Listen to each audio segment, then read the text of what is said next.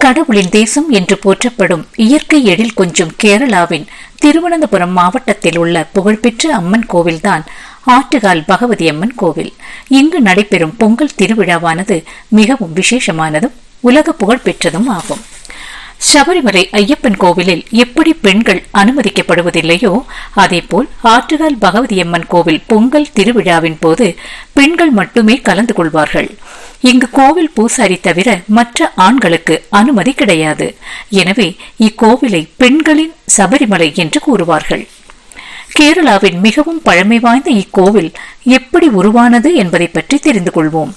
புகழ்பெற்ற காவியமான சிலப்பதிகார கதையின்படி கண்ணகியின் கணவன் கோவலனுக்கு அரசியின் கால் சிலம்பினை திருடியதாக குற்றம் சாட்டப்பட்டு தவறுதலாக மரண தண்டனை விதிக்கப்படுகிறது.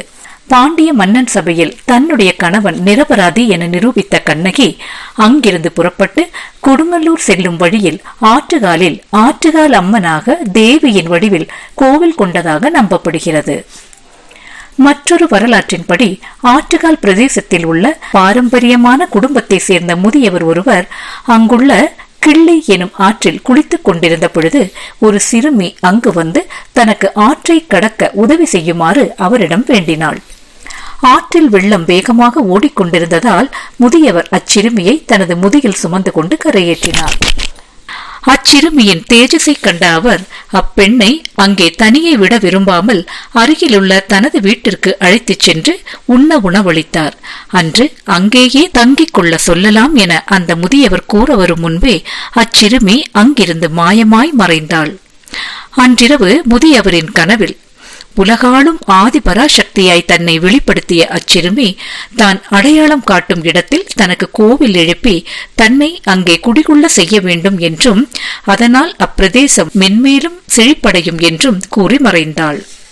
மறுநாள் அம்முதியவர் அருகிலுள்ள தோப்பில் சென்று பார்த்த பொழுது அங்கு சூலத்தால் 3 கோடுகள் வரையப்பட்டிருப்பதை கண்டார். மறுநாளே அங்கு கோவிலை எழுப்பினார். அந்த கோவிலால் அப்பகுதி செழிப்படைய தொடங்கியது. காலப்போக்கில் பக்தர்களால் தற்போதுள்ள கோவில் கட்டப்பட்டதாக சொல்லப்படுகிறது.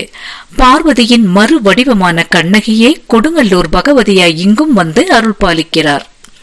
தன்னை நம்பி வரும் பக்தர்களின் குறைகளை தீர்க்க வல்லவள்தான் இந்த அம்பிகை. எனவே பிரார்த்தனை நிறைவேற பெற்றவர்களும் பிரார்த்தனையோடு வருபவர்களும் இங்கு வந்து பொங்கலிட்டு செல்கிறார்கள். தாரிகா எனும் அசுரனை வதம் செய்துவிட்டு மக்களுக்கு தரிசனம் தந்த காளி தேவியை பொங்கல் வைத்து நிவேதியம் படைத்து வரவேற்பதே இந்த சடங்கு என்றும் கூறப்படுகிறது. வருடந்தோறும் ஆற்றுகால் கோவிலில் லட்சக்கணக்கான பெண்கள் கலந்து கொண்டு பொங்கலிட்டு வருவதால் இத்திருவிழா உலக சாதனை புத்தகத்திலும் இடம்பெற்றுள்ளது. 1997 வருடம் நடைபெற்ற ஆற்றுகால் பொங்கல் திருவிழாவில் 15 லட்சம் பெண்கள் பங்கேற்று பொங்கலிட்டதால் உலக சாதனை புத்தகத்தில் இடம்பெற்றது. 2009 வருடம் 25 லட்சம் பெண்கள் பங்கேற்று பொங்கலிட்டதால் மீண்டும் இத்திருவிழா உலக சாதனை புத்தகத்தில் இடம்பெற்றது. இந்த கோவிலில் மலையாள மாதமான மகரம் கும்பம் அதாவது மாசி பங்குனி மாதங்களில் பொங்கல் திருவிழா 10 நாட்கள் கொண்டாடப்படுகிறது. மாசி மாத கார்த்திகை நட்சத்திரத்தில் துவங்கும் இவ்விழாவின் 9வது நாளில் அதாவது பூரம் நட்சத்திரமும் பௌர்ணமியும் கூடிய நன்னாளில் ஆயிரக்கணக்கான பெண்கள் கூடி பொங்கல் வைக்கும் நிகழ்வு நடைபெறும். 10ஆம் நாளான உத்திரம் நட்சத்திரத்தன்று குருதி தர்ப்பணம் என இரவில் நடக்கும் படையல் நிகழ்ச்சியுடன் இந்த விழா நிறைவடையும். இது பக்தர்களின் நம்பிக்கையையும் பக்தியையும் வெளிப்படுத்தும் தனித்துவமான திருவிழாவாக பார்க்கப்படுகிறது. திருவிழா தொடங்கிய நாள் முதல் பகலில் பகவதிக்குரிய கீர்த்தனைகளும் பஜனைகளும் இரவில் பல்வேறு கலை நிகழ்ச்சிகளும் நடைபெறும். பத்திரகாளிக்குரிய பாடல்கள், தாரிகாவதம், கண்ணகியின் சரித்திரத்தை கூறும் பாடல்கள் போன்றவற்றை பாடுவார்கள். இதனை தோற்றம் பாட்டு என்று கூறுவார்கள். 9வது நாளில் அதிகாலையிலிருந்தே லட்சக்கணக்கான பெண்கள் கூடுவார்கள். இதில் தமிழகத்தை சார்ந்த பெண்களும் அடங்குவர். கோவிலை சுற்றி உள்ள அனைத்து வீதிகளிலும் பெண்கள் வரிசையாக ஒற்றுமையாக பொங்கல் வைத்து வழிபடுவார்கள். பொங்கல் வைக்கும் பெண்கள் பகவதியிடம் முன்னரே அனுமதி பெற்று முறையான விரதத்தை கடைபிடித்த பிறகே பொங்கல் வைப்பார்கள். தோற்றம் பாட்டு பாடி முடித்த பிறகே பொங்கல் வைப்பதற்கான அடுப்பில் தீ மூட்டப்படும். முதலில் பகவதிக்கு முன்பு வைக்கப்பட்டிருக்கும் பண்டார அடுப்பு எனப்படும் அடுப்பில் தலைமை பூசாரி தீ மூட்டிய பிறகே மற்றவர்கள் அடுப்பில் தீ மூட்டுவார்கள்.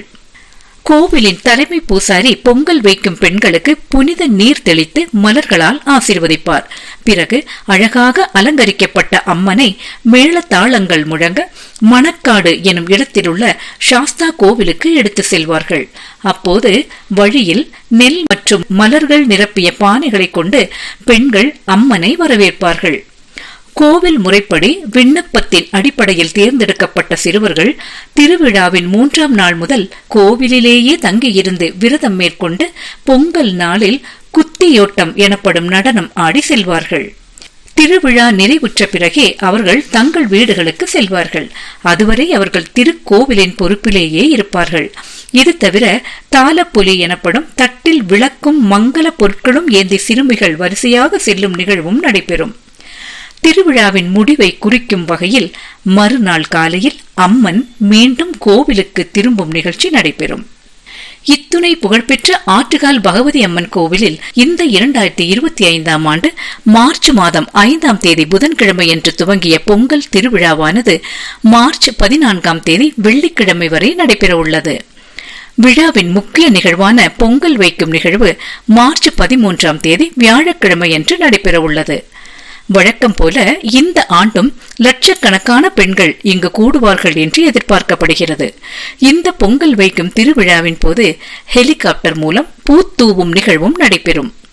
பிரபஞ்சம் அளித்த நம் தேகமே மண் பானையாய் அதில் கொதிக்கும் அரிசியானது நம் மனதிலுள்ள அகம்பாவத்தை கொதிக்க வைத்து அகற்றி நம்மை பாவ விமோச்சனராக்கி அதில் சேர்க்கப்படும் சர்க்கரை அரிசியோடு கலப்பது போல் நாம் பரமானந்தத்தோடு இணைவது என்பதே பொங்கல் வைப்பதின் தாத்பரியம்.